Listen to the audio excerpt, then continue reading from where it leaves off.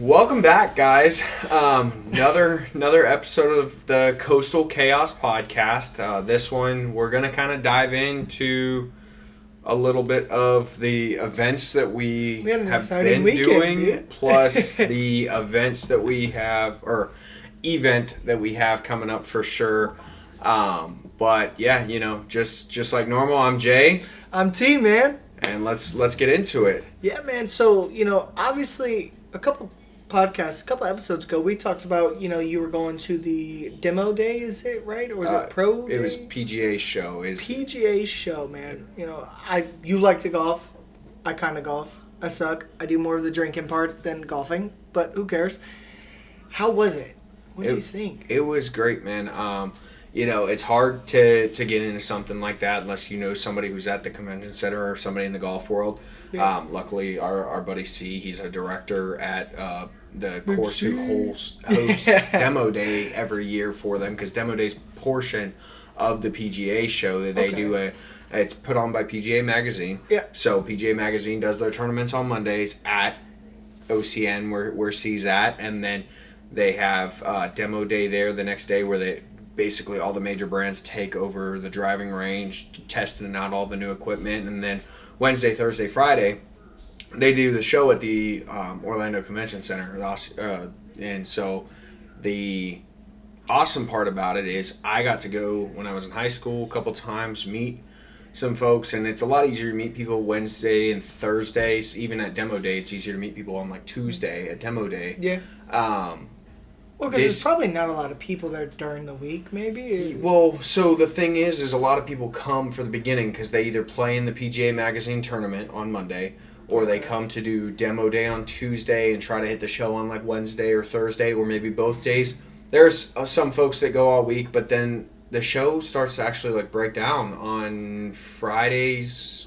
I think we chose Friday this year because obviously we all had to work. Yeah. C had all the Demo day. stuff with Demo Day, and then thereafter they still have a pretty busy course because there's a lot of people in town for the event. So it was something where he still had a lot going on with that. We took our buddy Chad with us.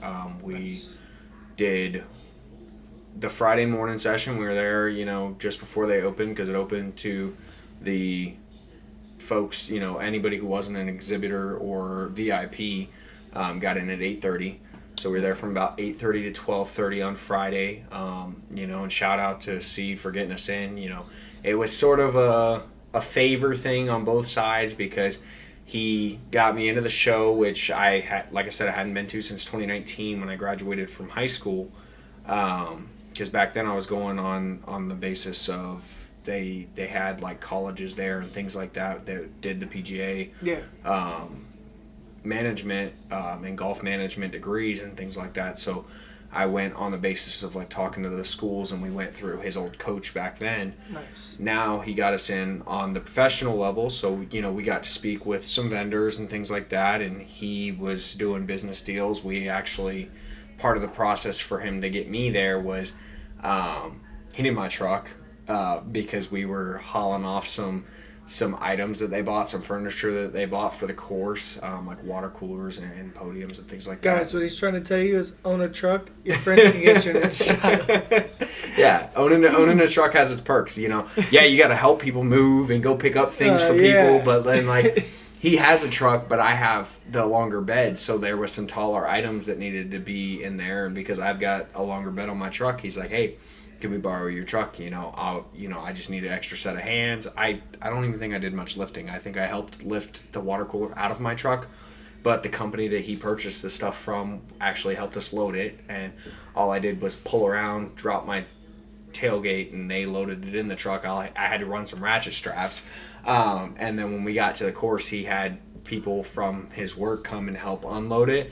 So I think I grabbed the bottom end of the water cooler to pull it out of the truck when we were there, but then they grabbed the heavy piece because it took 4 guys to lift. What was it? It was a massive podium for basically like a starter shack or like a first tee box or something like that. And so but it's solid wood, so it took 4 guys on each corner to Man, I think it handle would have taken. logistic. Man, you could have called my company, man. We would have. We man, 2 guys. I was a lot cheaper than calling your company. Yeah, definitely.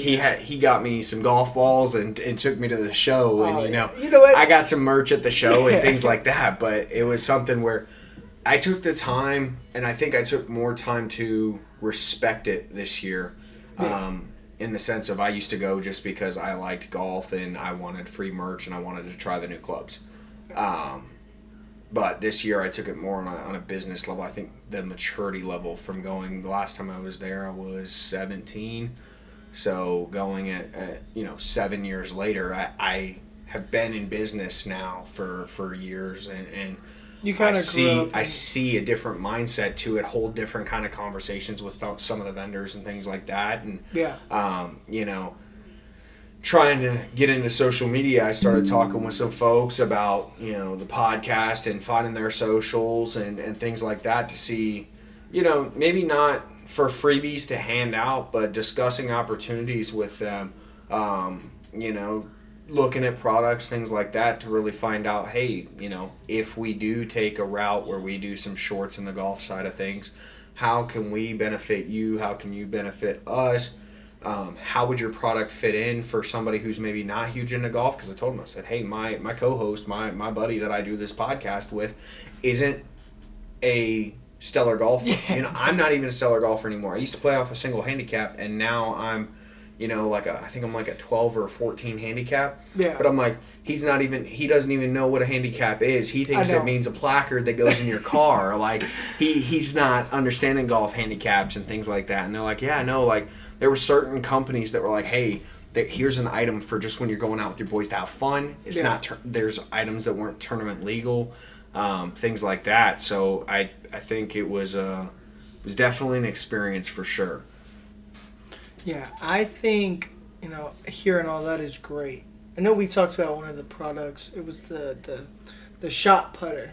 Yeah. I think, a lot of people who go to golf just to kind of drink with their buddies and stuff, I think that would be something I would enjoy.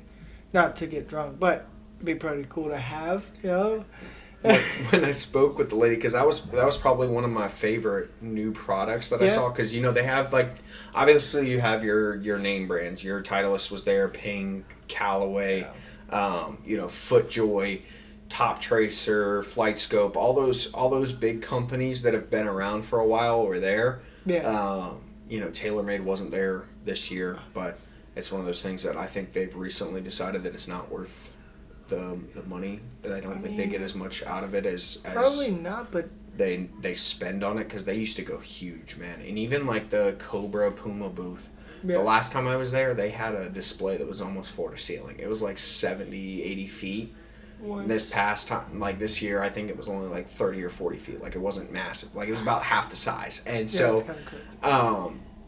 then there was a lot more like Flight Scope and the mats that you see at some of the like virtual driving ranges and things like that. Like, there was a lot more of them on the actual range side, because they always do a thing where it's like all the booths, and then on the back side normally it's behind Titleist, Callaway, all those big names, is basically their driving range. There's like a 30-40 yard section where they put a net up, and they've got all the different hitting mats, and a lot of times like the different companies will set up there. Mizuno still had their setup where they're basically on the back row, so you walk out of their booth and you're at their 10 at the driving range to hit. And but like there were companies there that had new technology for how they're doing these driving ranges and things like that, where they have like individual bins for the balls to go into, and then a tee that goes down and comes back up with a ball on it, and you can adjust tee height to be driver or iron or whatever it may be. So you see like those types of machinery used at maybe a Top Golf or some of these interactive driving ranges that courses are putting up. And so it's neat to see that kind of product that's out there. I watched this guy, he built a driving range in his backyard. I'm like, dude, you know what, I'm going to do this one day. I'm going to get a call from Jackson, and he's going to be like, yo, bro, I need help building a driving range. And I'm thinking... I'm doing a simulator room in my future that's house. what it is, dude. That's what it's a simulated room, but he called it building a driving range. But in all reality, it was like a 10 by 10 with 10 feet up, 10 feet one way, 10 feet, big old square, and just nothing covered but like the black tarps on it, and then he has his screen and then a virtual player. Yeah, I think I'm gonna do. The goal for my future home is obviously like a barndominium style. So I definitely want to get. Dude, the barndominiums. I want to get like basically, you have your house portion, and I want it to be like either somewhere between like a 3 and 5 bedroom with 2 or 3 bathrooms in it, kitchen area, living room area, the necessities. Yeah. And then I want there to be like a carport in between that and my shop or garage, and I want a garage that's almost the same size as the house because for golfing. I want I want to have, obviously my area to park boats, trucks, of course, work on everything in undercover because we live in Florida. It's hot in the summertime. I want something I can put under air and have drop down lighting and things like that to be able to just work in the garage, because if I want to work out there until midnight, you can't. I don't want the bugs coming in and bothering me. Bugs. The bugs. If I want to be out there in the middle of the day in the summertime, I want to be under air. Yeah, of course. Shoot, Most even like way. now, I mean, we're getting a little cold, a little chilly. I still want some air. I want to be under heat right now. What are you telling me? I don't want to be in this. Everywhere else is getting this like snowstorm and stuff like that. Yeah, no, that's crazy. I'm good on that. I don't even want the 30-degree weather that comes in Florida, like the 35-degree weather or whatever. Dude, I'll pass on that. I didn't mind the 35. I want to be at 70. Comfortable. I can keep like the cool air. Like I would love some snow. I don't want no damn blizzard. Hell no. Let me tell you something. Be trapped inside of one area. No, couldn't do it. It's like our hurricane season is their blizzard season because we get trapped and like people. My dad's up in Virginia. Mm-hmm. They got apparently I think they got 18 inches of snow or something, and it was gnarly. I know some people out in other places, they got trapped inside. They said they were hibernating. Yeah. I know people who actually came down to Florida. One of our buddies who is working out in Texas right now, his girl and his kids, they actually came back down to Florida to stay with his sister while he's out working because they were living in Kentucky. And it's like, hey, you can't you don't want to leave your wife and your kids, or I don't know if they got married, but it's even your fiance, your baby mom, whatever. You don't want to leave your significant other and your children to fend for themselves when they could be stuck inside. And you're multiple states away, because I believe he's in Texas now, working oil. So it's one of those things that he's busy. He's probably getting snowed. Yeah, I was about to say they got snowed like so crazy. It's something where if he gets snowed in and they're snowed in and there's no travel back, power goes out there. You got her staying with the 2 kids, and then you're kind of stuck in that situation. Sorry, the southern. It's a Florida lingo, man. And so I think she's staying with his sister in North Florida right now. So it's cool like to see those kind of things. We're getting a little off the topic though. Yeah. Sorry, we got two brain cells fighting for third place. So what was like? All right, everybody has their big names. Like Callaway obviously wasn't there, so Callaway was there. TaylorMade wasn't. TaylorMade wasn't there. But like, which one of those? Like you said, Puma had the big old stuff. All of them always had the big, high, tall. Excuse me, can't even think of the word. Exhibits. Yeah. But which one of them that are originally there have been there? Which one like impressed you the most? Like who went out the best this year? I would say out of major brands, I think most impressed by new technology. Yeah, bring it to the new days, man. It's 2026, man. We're not using a phone book. I'm gonna say based on the new clubs that are coming out. Okay. Give me Callaway. Callaway has got this new driver dropping. It's the Quantum. Mm-hmm. It looks sick. It's got a similar finish to the Rogue AI Smoke on the top of the club head.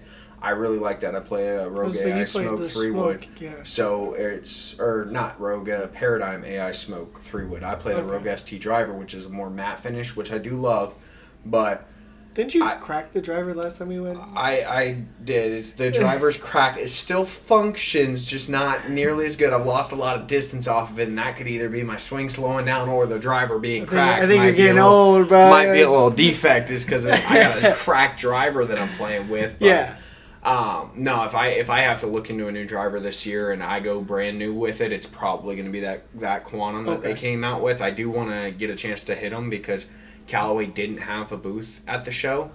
I got to look at them, see the different clubs, see their they came out with some new putter design called the half ball. Okay. And so it's basically like the size of half a golf ball on the front of the putter head for alignment purposes. Like you line that portion up with the ball and things like that. And, they're releasing all this online so like a lot of people can see, but it's one of those things that seeing it in person, seeing how you already fit, because they had a little putting green set up in there, so I was able to use it, see how I like the technology. I was able to look at the driver and hold one, but I just couldn't swing it all out. Yeah. And they might have had it at some of the other display booths. I was kind of in a setting where like I was in business casual clothing, business shoes, things like that. I wasn't out there in my golf clothes or in like tennis shoes to go swing. I was in, some nice brown dress shoes that kind of wasn't what I was trying to get into some full swing speeds with. But the other big one, I think best vendor relationship was with Olukai. Okay. Yeah, I know why. The shoe brand. Just talking with the rep from there, it was cool, man. Like they showed us some different things because I'm someone who prefers to have cleats on the bottom, not metal cleats, but like the plastic cleats, and not a lot of the companies that went to like basically like almost like a tennis shoes type look that is cleatless, and it's just kind of got a little bit of grip on it. They have different styles. They don't have anything with a full cleat, but they have a more aggressive tread on the bottom of what their tennis shoe one looks like. Yeah. And then they have business casual shoes. C actually has a pair of the business casual ones where you can wear them like a regular business tennis shoe look, with the heel up, or you can fold the heel in on the back. It's got a collapsible heel to where you can wear them like slip-ons. And then they came out, you've probably seen it on the internet. There's been some companies that are going into like golf flip-flops almost for like the beach vibe, Hawaii, where Olakai's from, Florida, some of the places that are more coastal, having these like flip-flops for like when basically like somebody like your caliber who it doesn't take golf very seriously, you're out there to have fun with the boys. Yeah. Goes and plays and if you prefer to play in flip flops, you like to wear flip flops. I let my piggies out, man. I like that. Go and do it. So I got a pair of the Olakais from the rep, and it was something where it was just to try out because I told him I was kind of skeptical about playing golf in flip flops. For me, being in Florida, I've played golf barefoot before. But you won't play in football or in flip-flops? I don't like how the straps feel on my feet. If I'm not going to have full ankle support, I'd rather just be on the ground. But I'm definitely going to give him a try. I'm not going to knock him off. He was able to he was able to get them to me for free. I'm going to wear them just like regular flip-flops, because he did say like it's not just golf purposes. They're just flip-flops with a little bit more grip on them because they have the little, plastic pegs on the bottom or like the plastic, soles on the bottom to have a little bit more grip for golf. So that's something that really, really intrigued me there. Nice. So like your overall experience, haven't gone in 7 years. It was nice to be back. Different for sure.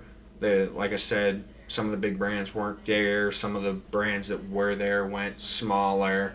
You think it's dying out? I don't think it's dying out. I think they have come to a realization because you got to think, I went pre-COVID.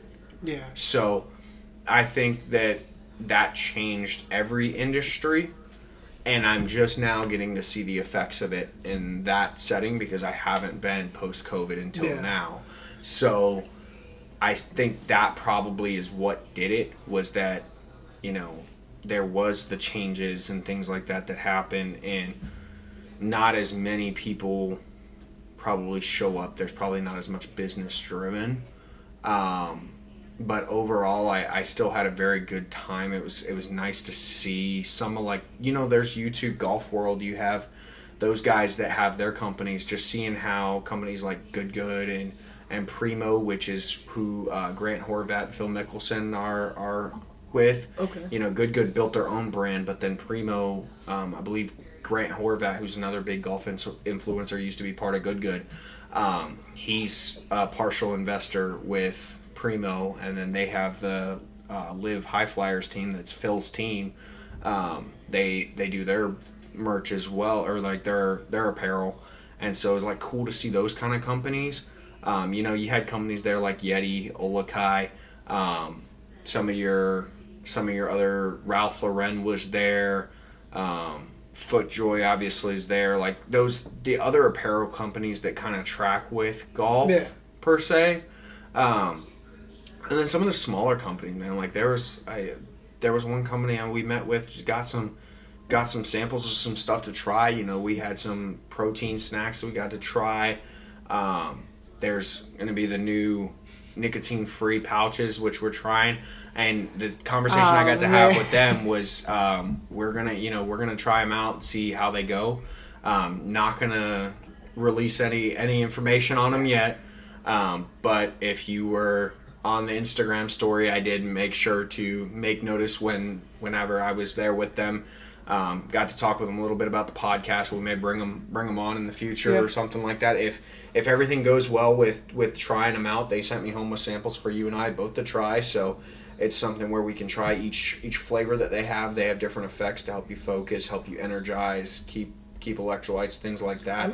I'm excited to try it. It's designed by players. Yeah, I tried the energy one and I didn't mind it. Yeah, just designed by athletes for athletes. They have restoration, muscle restoration, stuff to keep your electrolytes up, sleep, things like that, And they may not be, heavy packed with something that's going to like knock you out to go to sleep, like a heavy dose of melatonin, but there is some melatonin in it. I want to say like 1 gram in each of the pouches.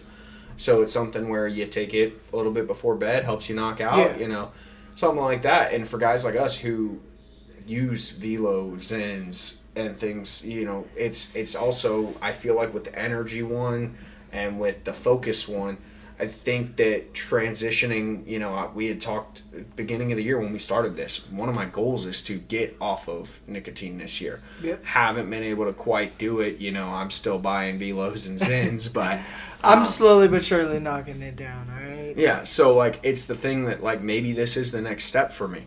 And if we can set something up with them, in the future, maybe I just take it more seriously, start using their product full time rather than going and buying some of these other, nicotine filled ones. Obviously, there were some companies there that were doing the nicotine pouches and things like that. It's huge in the golf world. Yeah. I mean, John Daly used to smoke cigarettes. John Daly still smokes cigarettes like a freaking chain smoker, but it's big in the golf world for folks that used to dip and things like that. Oh, yeah. It's easier for them to do. It doesn't have a huge distinct smell. And I think with this company putting out some flavors, like they have a wintergreen flavor, they've got some citrus, things like that, to appeal to what folks are looking for. Yeah. But I'm really looking forward to seeing if it is something that works for me as far as still keeping energy and things like that. As I try to quit nicotine more, I'd be excited to see how that could help me transform in that goal of 2026. Okay. Yeah. I definitely can't wait to try some. Like I said, I tried that the energy one. Yeah. I was a fan of it. So I'm gonna be trying that melatonin one tonight. Yeah, for sure. It's been a weekend, bro. And then while I was doing that, I think you were at the Rolex 24. Yeah.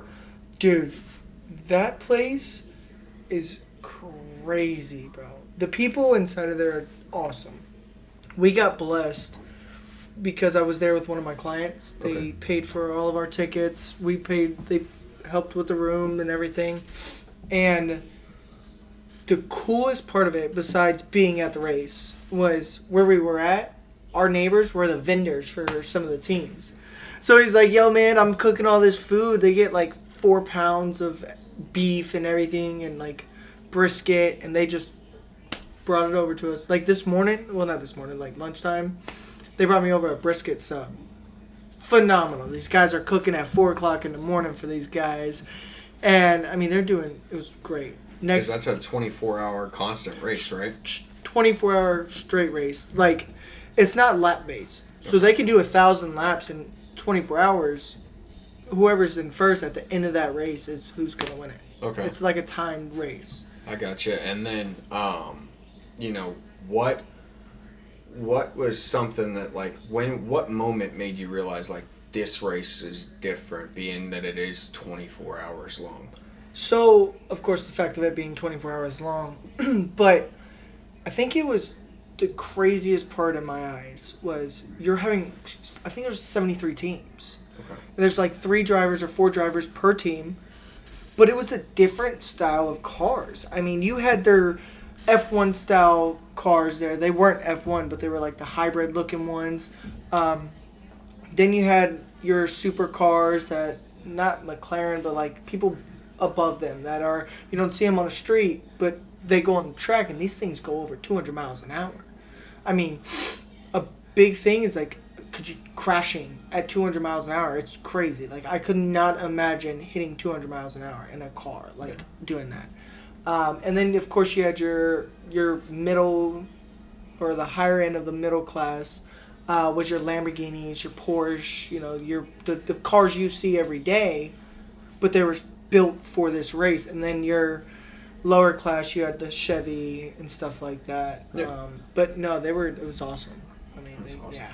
And then, it started at 2 o'clock on Saturday? 2 p.m. on Saturday. And then when you transitioned to the nighttime, like, what were the vibes? Like, walk me through a little bit of, like, what you saw in the afternoon and evening. So, like, obviously, like, during the afternoon, everybody's like, all right, I'm ready for the race to start.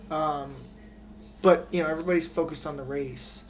You always, when I was there, I was with a lot of clients, so we were really focused on, communication between everybody. We want to always make sure we're professional,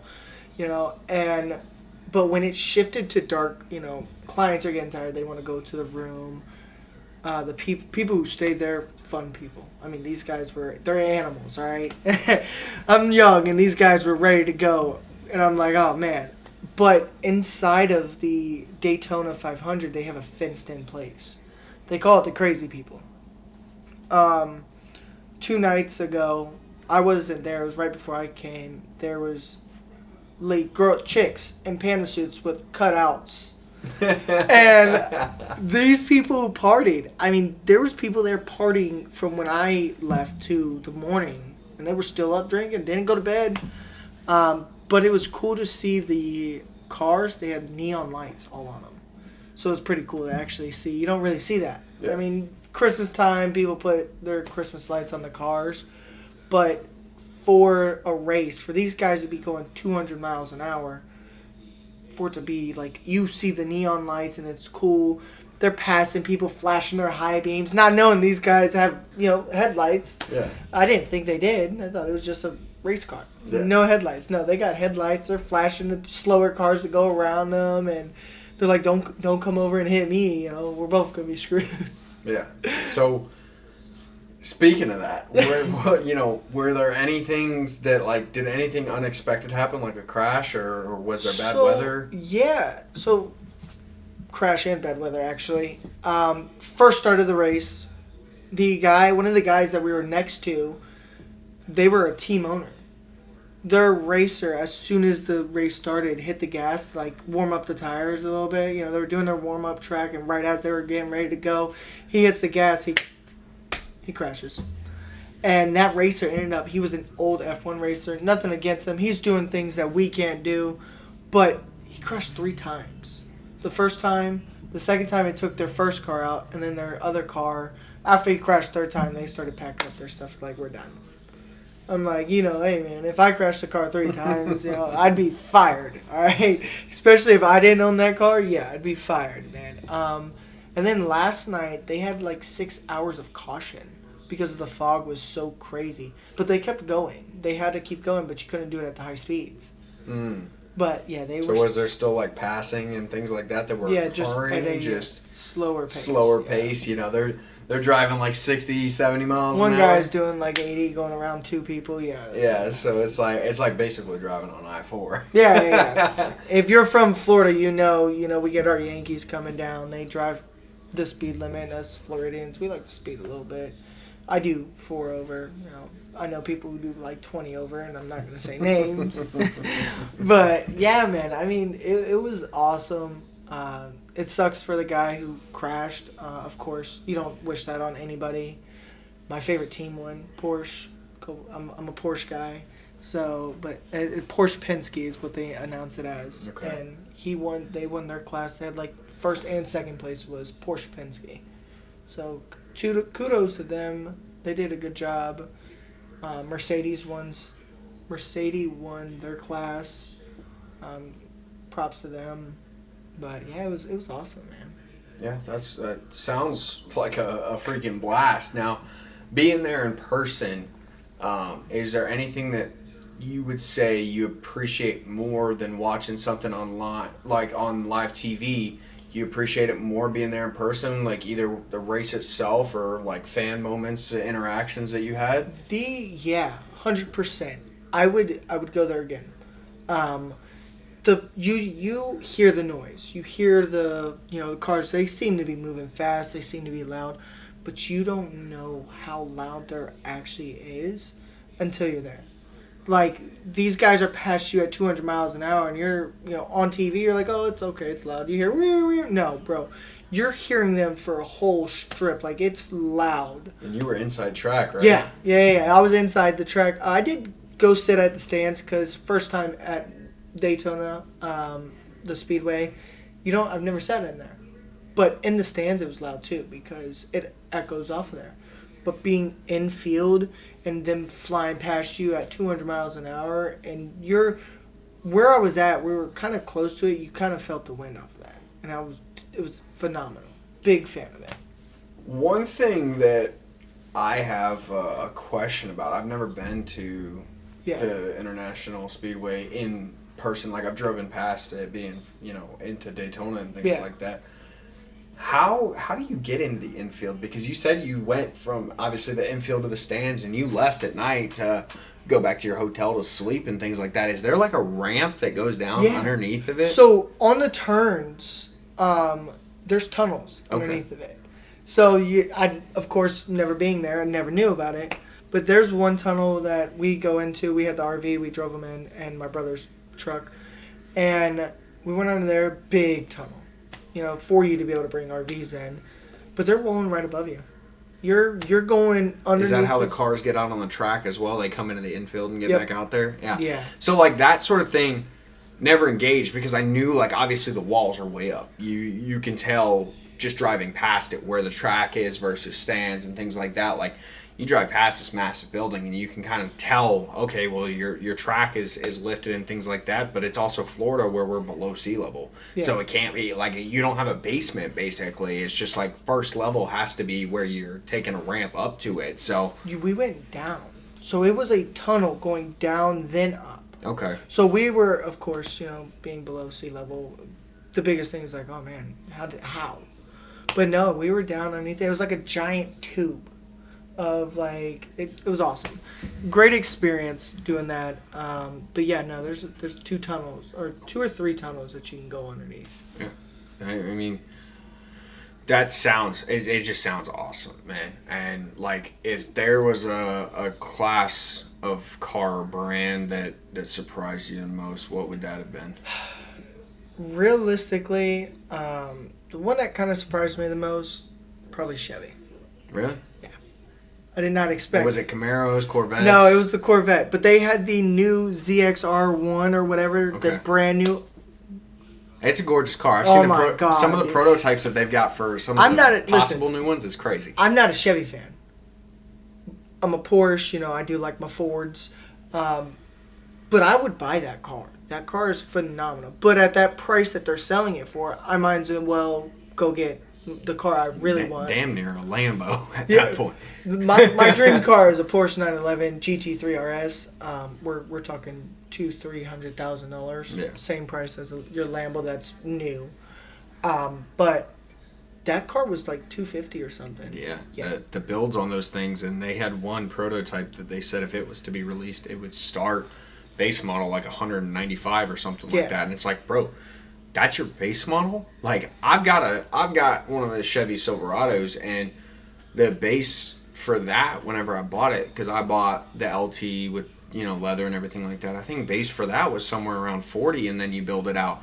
You're trying to tell me that there's a car in your same fleet that you're charging almost 5 times the price for base, Yeah. and you've got, you know, $200-$300 or $200-$300 more horsepower, because I think I only pull like 500 and change or something like that. But like, that's crazy. Yeah.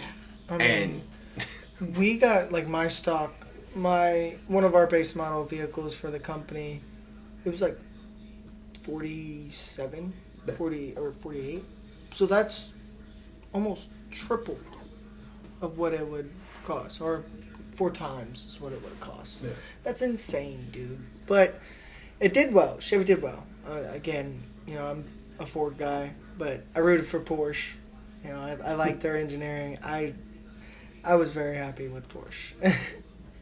Now, if you went back next year or just in the future, what are some things you would do different, or what is some like advice that you have to somebody who maybe would want to go for the first time, like what they should try to do? So we're going to be going again next year. That's the whole plan. That's the goal. But we're going to try to get with the client that had us out there. And we're going to try to park next to each other. We're very good friends with them. One of them that works for there that helps run the company is my brother. So, of course, him and I are pretty close. But we're going to try to get 3 spots. So that way, when we do the 2 awnings, they spread out and it covers one whole spot. You'll have the 2 RVs, and then the whole spot will be nothing but for people to sit, hang out, drink, play cornhole. Maybe put a little TV up so that you guys can track some of the golf or Yeah, football yeah. that's going on. Or... Well, we, in the Crazies, they had a projector out there. They were watching the fights. That's how I knew. Yeah, the fights last night, man. Yeah. Like, you completely missed those. I did too, man. I came back. I tried to watch them, but Yeah. you know, watched- busy week and yeah. busy day yesterday. I ended up just like crashing around like 9 o'clock, and it was before the Derek Lewis fight even started. So I looked and saw that Sugar Sean won and Gaethje won and things like that, but it was like I couldn't even speak on him because my eyes were in the back of my head. Yeah. I was asleep. Oh yeah, but no, like we had that out there. Of course, you know, us with the other company that we have, we supplied the beer. The company that invited us out there, the 2 owners, they have a tequila company, and it was so smooth. I enjoyed it. Obviously, I didn't drink and drive. I was not driving. We Ubered in and out.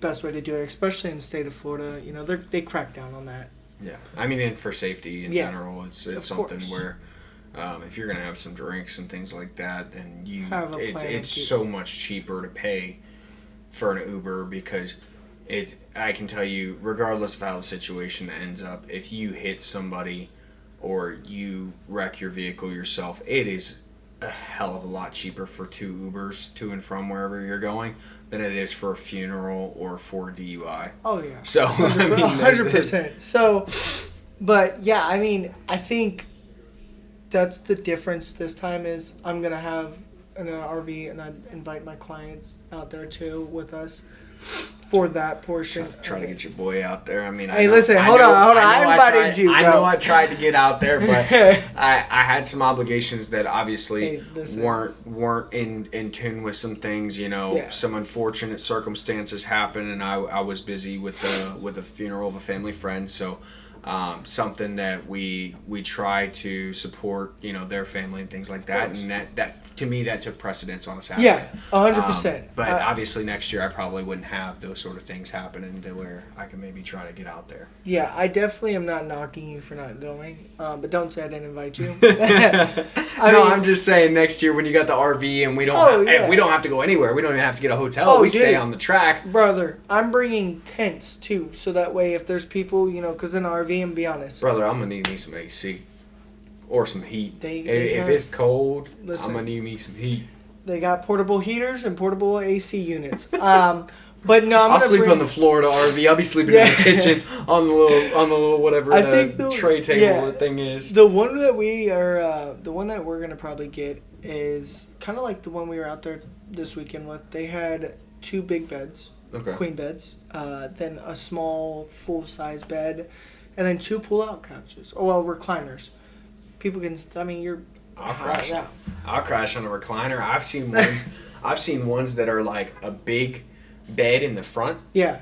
And then over top of the cabin that drives, there's like a small little fold or something like that. And then in the back, they're considered toy haulers.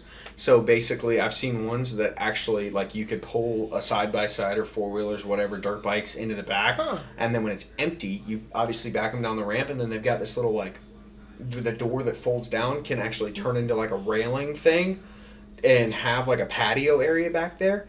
And when it's empty on the inside, there's 4 beds that drop down like bunk beds. Yeah, so there's 2 on each side that drop down like bunk beds. And obviously they're like twin beds, and it'd be a little hard to get into if you had a little sipping going on, but if you have to climb a ladder, but we can figure out a way, and that turns that into 6 beds, I want to say, 4 bunk beds, a master suite and the bed above the cabin. Yeah, you got 6 beds there, plus when you're sipping, sometimes you're willing to sleep on the floor. So, hey, listen, man. I mean, it was a great time. But the one next year, what we're trying to do, because one of the owners of the company that had us out there, this guy wanted to get on the roof.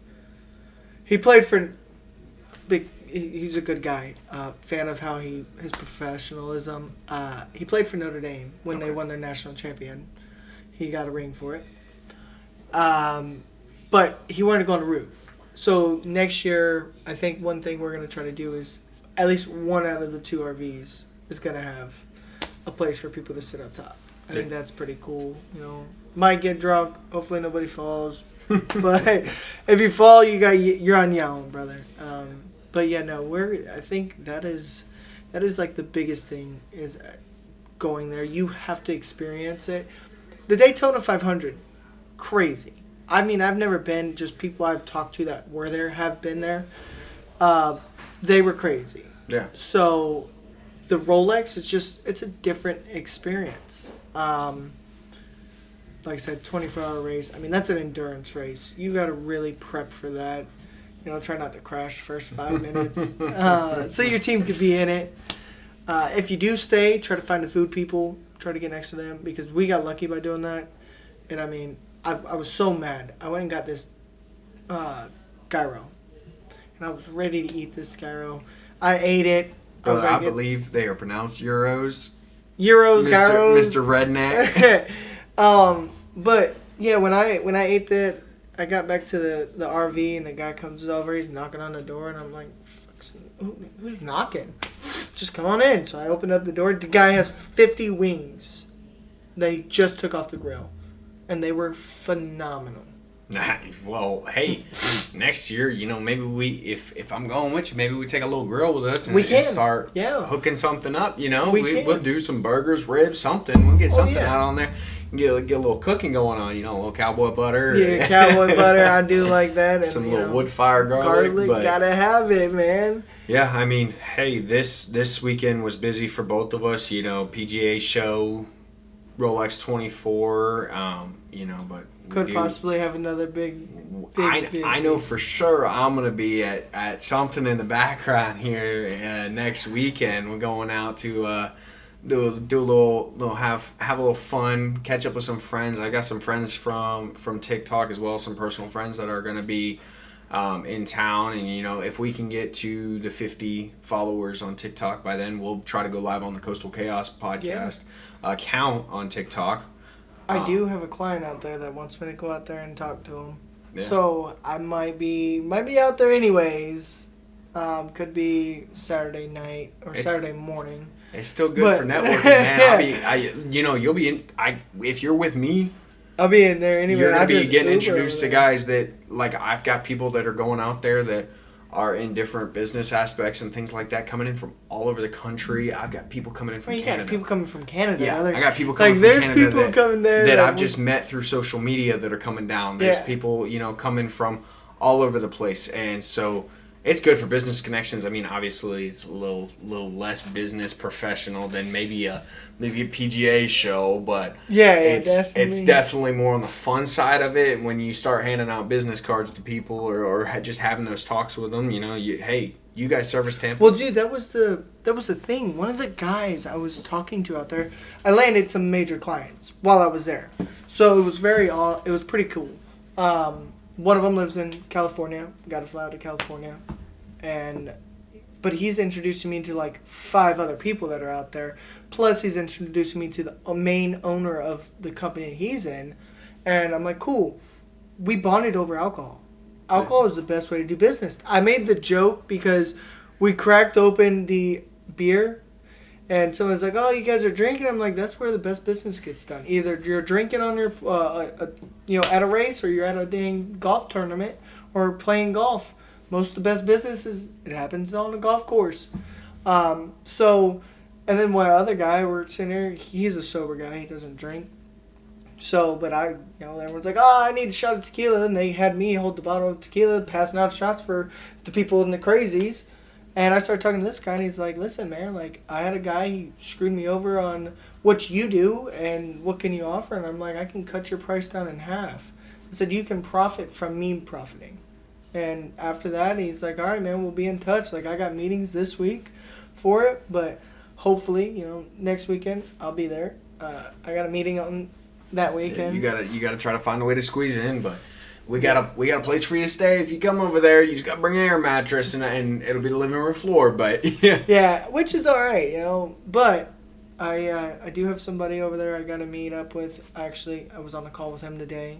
So one of the things he wants to talk about is his business that he has going on over there. I mean, they called me in desperate, like crazy. "Hey, I need this going on. Like, can you help me?" And I, of course, did what I could to take care of them. And obviously, that was a big thing for them. So I'm meeting him and the owner that he was working with, and so that could be something coming out of that too. Yeah, we're either going to try to get either a podcast recorded, or we would love going to try to do the live videos. But we're gonna have some friends that are with us and things like that. So maybe some special guests. I think we can make it happen.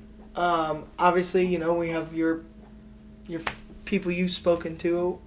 Dude, I'd love to have them on there. I mean, people from Canada, they talk a little different than us, It'll actually surprise you. I think the one guy, he's a dual citizen. He has a house in, like, Fort Lauderdale or something like that, too. He's actually moving. I want to say he's moving to Florida, like, within the next couple of months. He's moving down on the opposite side. He'll be in the Fort Myers side area. So, like, it's something where they got some things that they say that sound pop crazy, but, like, he's also, a Southern country music artist, things like that. So it's so it's not soda. Yeah, it's nothing against Canada people. I got family up there, but every time I talk to them, it's something A. Yeah. Or can I get some pop?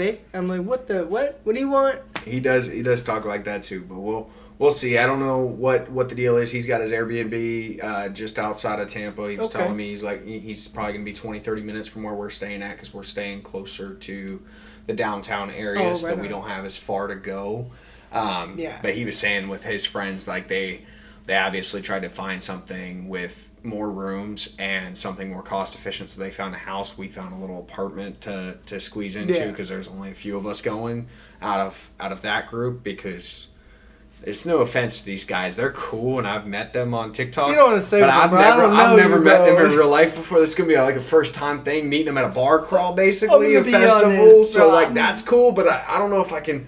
I don't know if we're gonna be like, "Hey, you can sleep in the next room over." Like, there's very few people that I would do that with on a first time meeting them basis, and I've got to at least they've got to know somebody in the group that trusts them. 100%. Yeah, 100%. I think that's a big thing on me. To be honest, brother. Somebody asked me to stay a night somewhere that I'm not comfortable with, it ain't happening. I'll spend the Uber. If I got to spend $200 on Uber to get me somewhere else, I'll do that, bro. I kind of like having my own like area, like my own bed to sleep in. So I do like sleeping at my house. It was a big difference sleeping out. I travel for work too, so it's crazy saying that. You get used to it, but I get what you're saying, dude. I used to travel 28 weeks a year. Yeah, I mean, I think in just the past couple months, I've been in 5 to 10 different states. Flew 18 hours or 20-something hours over to Hawaii, and just even trying to, couldn't do it.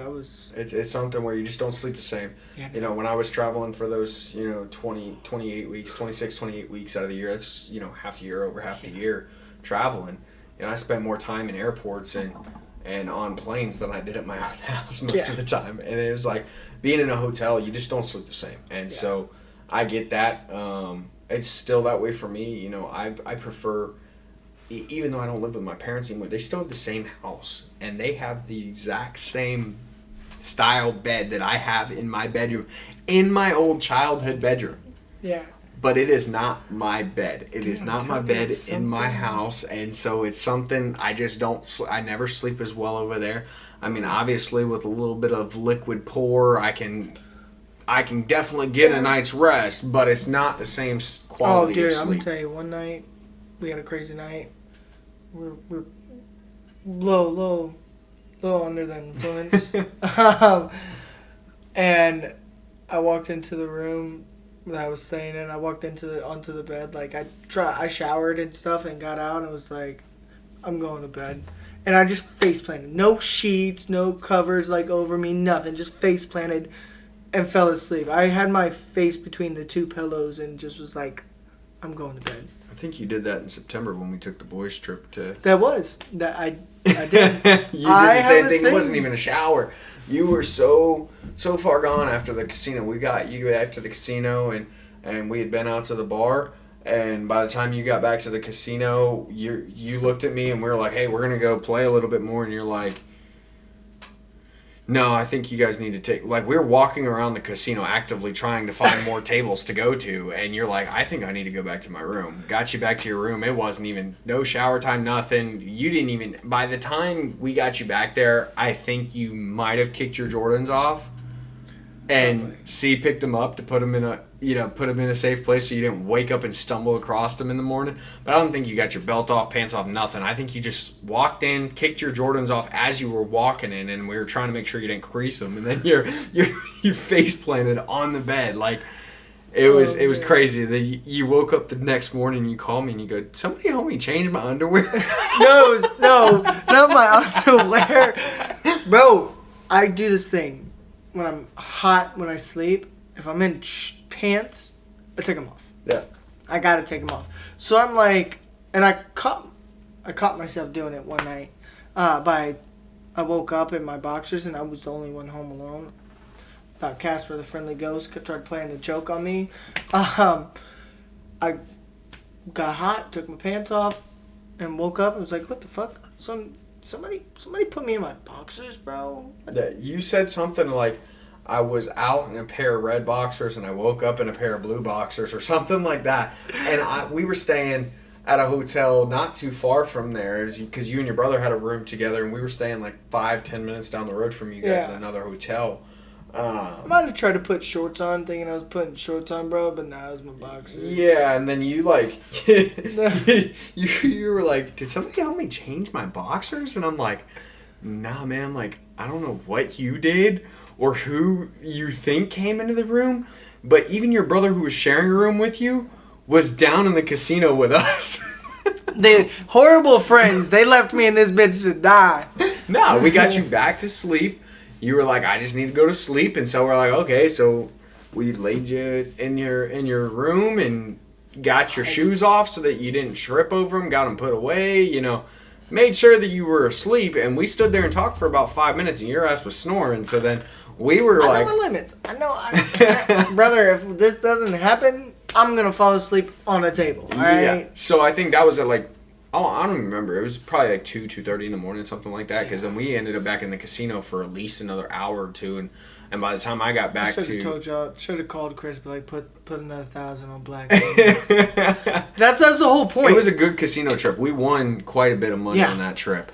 And so it was one of those things where we're like, why are we going to get rid of the luck while we're ahead? Your brother ended up, I think he went and made like another 1,500 on the roulette table or something like that, because he put 1,000 down and then I think he pulled 500 back or something like that. No, he put 1,000 down, then he put 2,000 down. That man it was something like that. Or no, he might have made 2,000. He pulled his initial bet and played with house money on the next spin, made another hit. Okay. So he ended up turning that 1,000 into another 2,000. So overall, he made $2,000, but he had already put his 1,000 back in his pocket to save what he had made. Yeah. Because we were all in a fit of a little discombobulated from a little bit of the sipping, and so it was something where he was just trying to make smart decisions after he realized, oh crap, I just made $1,000. Let me put my money back in my pocket so I don't lose it, and let me bet with their money. And I think we ended up going and playing blackjack or something after that. It was we were down there for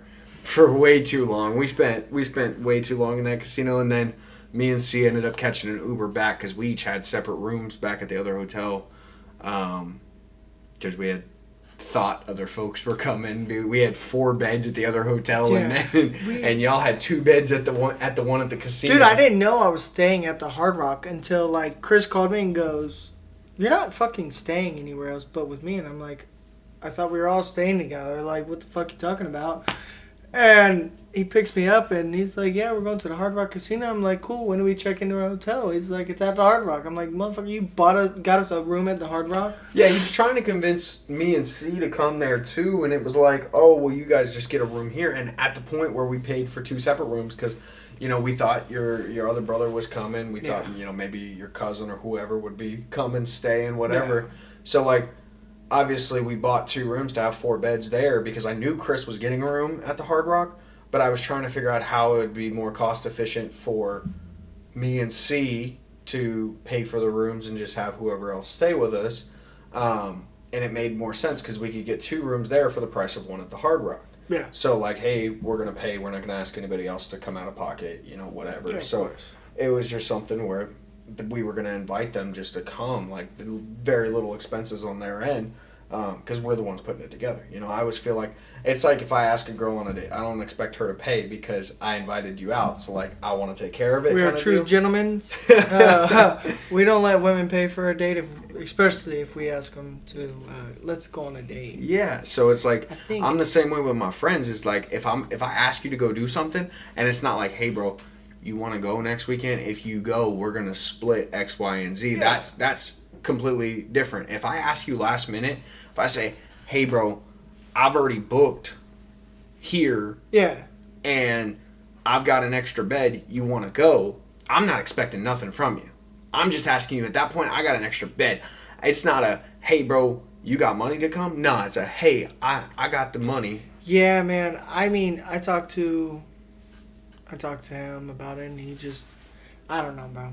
Listen, I don't know. He just, I guess, he didn't feel comfortable doing it that way, which is okay, understandable. But man, every time our podcast, dude, we keep going. I think it's been great, man. I mean, the conversation flows. I always appreciate being here. Having a conversation with you, keeping up with what we do, because our schedules are crazy. We got something big we could be doing next week. You'll get a confirmation on that from me, and I'd love to get some new guests on there, and then talk about our product maybe a little bit with what you got for us. So yeah, we'll figure something out. Yeah. But hey, another great episode in the books, and catch you guys next time. Yeah.